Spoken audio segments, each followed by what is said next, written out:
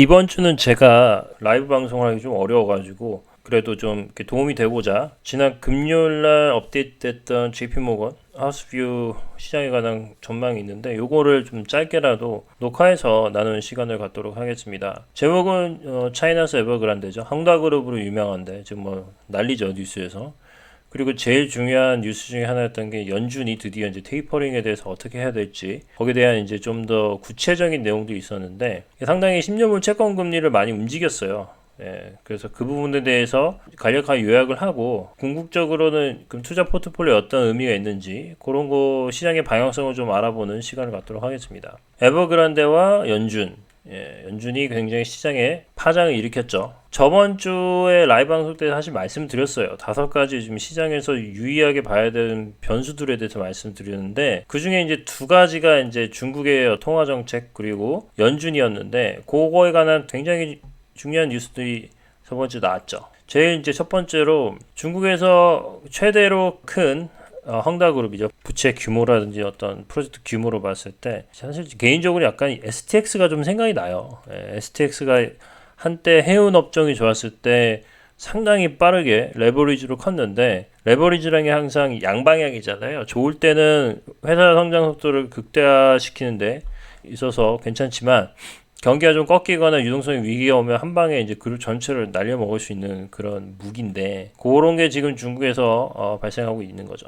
에버그란데는 중국에서 굉장히 큰 부동산 디벨로퍼입니다. 타겟하는 시장이 하이엔드가 아니라 약간 중산층들을 겨냥하는 거예요. 중산층이 미들 클래스가 지금 중국에서 빠른 속도로 지금 증가하고 있는데 그래서 규모로 보면 중국 전체에 한 1300개 개발 프로젝트를 가지고 있고 한 280여 개의 도시에 걸쳐 있습니다. 굉장히 크죠. 그래서 처음에 시작은 부동산 개발로 했는데 나중에는 이제 뭐 헬스케어 그리고 전기 자동차 뭐 심지어 이제 축구 팀도 가지고 있어요. 광저우 쪽에. 그래서 어떻게 보면 이제 점점 문어발식으로 확장하는 그런 구조인데 굉장히 부채가 많았어요. 그래서 회사 코뿔소라고 하고 벌써부터 뭐 몇 년 전부터 상당히 시장에서 많은 워닝이 있었는데 올해 초부터 중국이 뭐 3 레드라인이라 그래가지고 레버리지 가는 지표를 딱 정해가지고 작정을 했었어요. 이제 부동산 시장이 워낙 이제 부채가 점점 많아지니까 이거를 좀 손을 봐야겠다 싶어가지고 3가지 지표를 다 통과를 했는지에 따라서 이제 그룹을 나누는 거죠. 그룹을 나눠가지고 그 자격 조건이 미달되는 기업들 같은 경우에는 그 자격 요건을 임프루브 할 때까지 뭔가 이제 신규로 발행하는 뭐 채권이라든지 은행 대출 이자라든지 이런 거에 있어서 상당히 이제 어렵게 하게끔 굉장히 규제가 심해졌거든요. 그거에서 이제 실행되면서 뭐 헝다그룹뿐만 아니라 기존의 차이나 포춘 랜드부터 시작해서 또 여러 가지 뭐 문제가 있었어요. 근데 이렇게 큰 규모로 부채를 가지고 있는 헝다그룹은 괜찮지 않을까.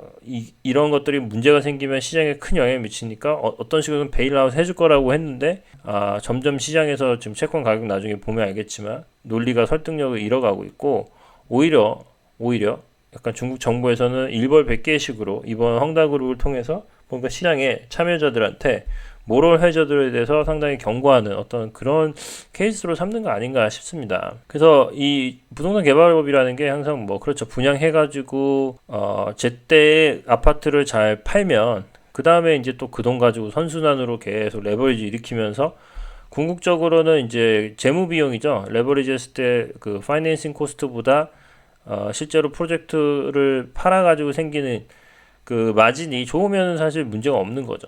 근데 올해부터 뭐 여러 가지 이제 부동산에 대한 규제가 점점 심해지고 은행권들한테 부동산 개발업자들한테 빌려주는 거에 대해서 상당히 보수적으로 접근하게 하면서 이런 문제가 발생한 거죠.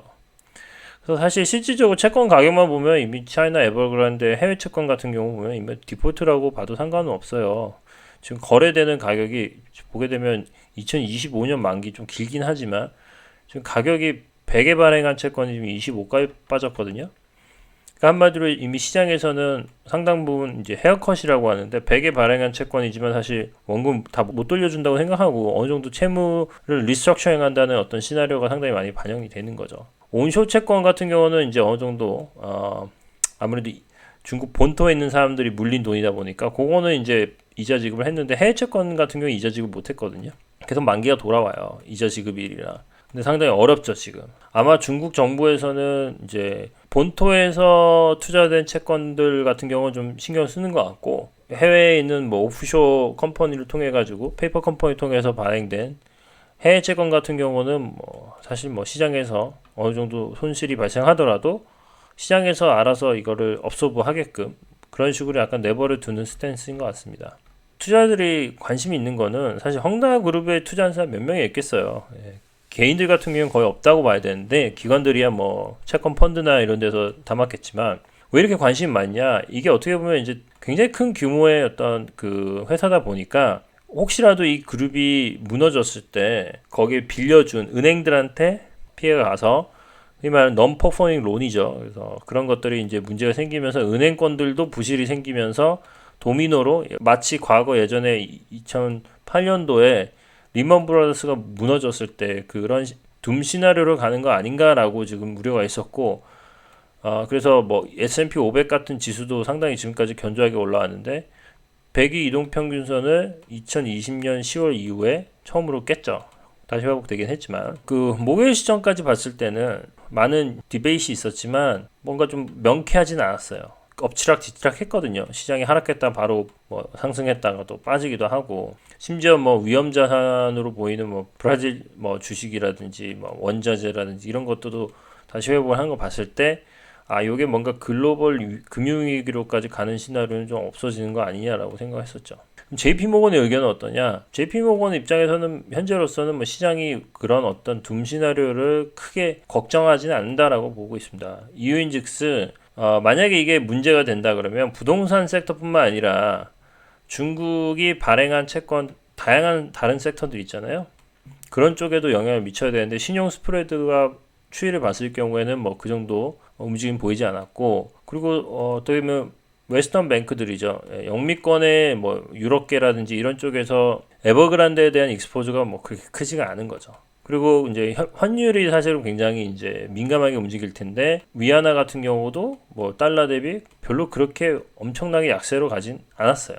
그리고 아까 말씀드렸듯이 이미 채권 가격은 25센트라는 거는 사실 뭐 75% 정도가 원금이 날아간다는 어떤 그런 것도 이미 시장에서 반영을 하고 있는 거죠. 거의 뭐 디폴트나 뭐 리스트럭처링 시나리오는 상당 부분 이미 반영이 돼 있다. 말씀드렸잖아요. 벌써 몇 년 전부터 에버그란데에 대한 얘기는 돌았었기 때문에 이미 이 채권을 지금도 투자하고 있고 최근에 투자했던 사람들은 어차피 위험을 어느 정도 인지를 하고 들어간 돈들이거든요. 어떻게 보면 투기적인 접근을 했을 수도 있죠.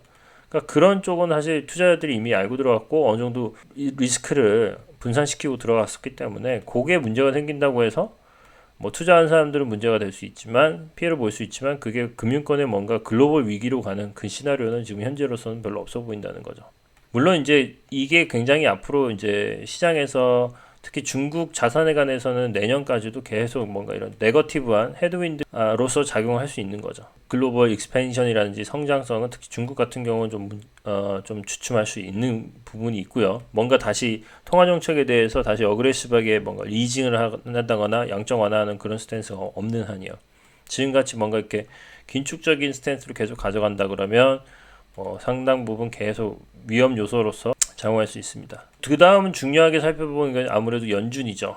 FOMC 미팅에서 이제 수요일날 얘기를 했는데 결국 테이퍼링을 하는 걸로 지금 거의 결론이 났고 아마 12월쯤에 시작할 거라고 보고 빠르면 뭐 내년 중반까지도 끝날 수 있다라고 지금 생각을 하는 것 같고요. 뒤에 JP모건은 그럼에도 불구하고 금리 인상하는 시기는 빨라야 2023년으로 생각할 것 같다고 합니다. 연준에서는 뭐 2022년 어떤 가능성도 내비친 것 같긴 하지만요. 이유인즉슨 뭔가 공급단에서 발생했던 인플레이션의 뭔가 이런 것들이 조금 주춤하고 있고요. 지표들이. 그리고 아직까지 연준이 바라는 완전 고용까지는 좀 시간이 걸려 보인다는 거죠. 그래서 프리 팬데믹 트렌드로 복귀하는 데까지는 조금 더 시간이 걸릴 거라고 생각해서 연준으로 하여금 금리 인상에 있어서는 조금 더 유연하게 대처할 수 있는 그런 룸들이 있어 보인다라고 생각합니다. 그 예전부터 이제 평균 물가 목표제에 대해서 이거 도대체 어떤 의미냐에 대해 생각을 많이 했었는데 지나고 보니까 이번에 FOMC 미팅을 보면 과거에 뭔가 이제 그 인플레이션의 오버슈팅을 선제적으로 프리엠티브란 표현을 썼죠. 막는 그런 방식에서 사실 크게 벗어난 거 아니다라고 지금 결론이 난 것 같습니다. 사실 평균 물가 목표제가 나왔을 때만 해도 인플레이션의 그 오버슈팅을 막기 위해서 프리엠티브하게 선제적으로 했던 것들이 결국은 인플레이션의 불씨를 조기에 꺼트리는 효과가 있었거든요. 그래서 그거를 좀 보완하기 위해서 이번에 좀 더 후행적인 방식으로 하는 거 아니냐 했지만 수요일로 미팅 결과를 보니까 이번에도 역시나 상당히 선제적으로 가는 거라 보이고 있습니다. 그래서 이런 것들을 조금 이제 동태적으로 추적해 볼 만한 민감한 지표가 30년 만기하고 5년 만기 채권 스프레드거든요. 쉽게 얘기하면 요 스프레드가 이제 크면 클수록 미래에 대한 인플레이션 기대감이 좀 더 이제 높다고 볼 수 있는데 이게 사실 발표가 나오고 나서 사실 굉장히 줄어들었어요. 그래서 플래티닝 평평해졌거든요. 그러니까 그만큼 장기 인플레이션에 대한 어떤 기대치가 떨어졌다는 거죠. 왜냐하면 연준이 시장 예상보다 선제적으로 액션을 취하는 것이 다시 확인이 됐기 때문에. 그래서 지금 같은 경우는 어떤 인플레이션의 지표도 조금씩 사그라들고 있고, 그리고 완전 고용까지는 좀 시간이 걸려 보이고요. 거기에 또 이제 여러 가지 이제 델타 바이러스와 뭐 그리고 중국의 이런 긴축적인 스탠스 등등등 때문에 사실 이제 인플레이션이 뭐 굉장히 심해질 거라는 그 기대감 많이 없어진 걸로 보이고요. 요게 이제 30년하고 5년 만기 채권의 스프레드를 보여주는 건데 불과 2021년 올해 3월만 해도 굉장히 기대감이 높았어요. 근데 지금 그 수준이 스프레드가 굉장히 많이 줄어들었죠. 급격하게. 그만큼 이제 연준이 선제적인 액션을 취하고 여러 가지 이제 경제 지표들이 꺾이는 거 봤을 때는 인플레이션에 대한 리스크는 그만큼 많이 줄어들었다라고 볼 수 있습니다. 그럼 결론입니다. 그러면 도대체 투자자들의 포트폴리오에 어떤 의미가 있을까 보게 되면 JP모건 같은 경우는 어떤 경기 확장에 대한 어떤 지속성에 대해서는 별로 그렇게 걱정을 하지 않습니다. 여전히 2022년까지 계속 성장성이 이어질 거라고 생각을 하는데 그럼에도 불구하고 이제 최근에 중국에 일어났던 여러 가지 이런 좀 헤드윈드들 그리고 FOMC 미팅에서 나왔던 것들이 봤을 때는 최근까지 생각했던 어떤 경기 확장에 대한 기대치는 조금 이제 좀 사그라든 거 아닌가라고 생각하고 있고요. 여전히 성장하겠지만. 그래서 포지셔닝 어떻게 잡냐면 이제 채권보다는 주식을 조금 여전히 오버웨이트하고 선호하고요. 그리고 이제 미드 사이클 얘기를 했잖아요. 그래서 퀄리티가 좋은 것들. 그리고 시클리컬한 것들 아무래도 이제 10년물 국채금리가 올라가면 다시 뭐 금융주를 비롯한 시클리컬한 것들이 다시 이제 각광을 받을 수 있죠. 그래서 이제 그로스와 시클리컬한 것들에 대한 균형을 잘 잡힌 포트폴리오 바벨 전략을 쓰는 것에 대해서는 여전히 이제 똑같이 생각을 하고 있고요. 그리고 10년물 국채금리가 뭐 이미 시장에도 많이 반영을 하고 있잖아요. 이제 연말께까지 계속 올라갈 수 있는 그 여지가 좀 더 많아진 거라고 지금 판단을 하고 있습니다. 그럼에도 불구하고 이제 금리 인상이 바로 2022년이나 이루어질 거라 생각하지 않고 빨라야 2023년으로 생각하고 있습니다. 궁금한 건 제가 이제 계속 이제 구겐하임의 뷰가 상당히 되게 보수적인데 그걸 한번 기다리고 있는데 아직 나온 건 없어요. 나오는 대로 또 업데이트 드리겠습니다. 구겐하임은 2024년 정도나 돼야 뭐 금리 인상할 것 같다 그랬는데 뭐 보죠. 이번에 FOMC 미팅에 대해서 어떻게 생각을 하는지. 그리고 이제 인프라 빌 뭐 이런 것들이 계속 의회에서 계류돼 있지만 계속 어느 순간 이제 타협점을 찾겠죠. 그래서 그런 것들이 또 하나의 이제 경제 성장을 계속 지속시킬 만한 어떤 카탈리스트로 작용할 것 같다라고 얘기하고 있고요. 여기까지 했고요. 제가 아마 10월 14일까지가 이제 출장 일정이어가지고 내일부터 이제 좀 정신없이 일하느라고 좀 바쁠 것 같고 주말에도 사실 제가 이제 오랜만에 와가지고 이제 부모님도 좀 뵈야 되고 뭐 개인적인 일정이 있어가지고 또 라이브를 하긴 좀 어려울 것 같아요. 하지만 그럼에도 불구하고 가능하면 짬을 내서 이렇게 녹화해가지고라도 시장에 있었던 뭐 일주일간의 중요한 내용들이 있으면 공유하는 시간을 갖도록 하겠습니다. 오늘 내용이 유익했으면 좋겠고 다음에 더 좋은 내용으로 찾아뵙도록 하겠습니다. 감사합니다.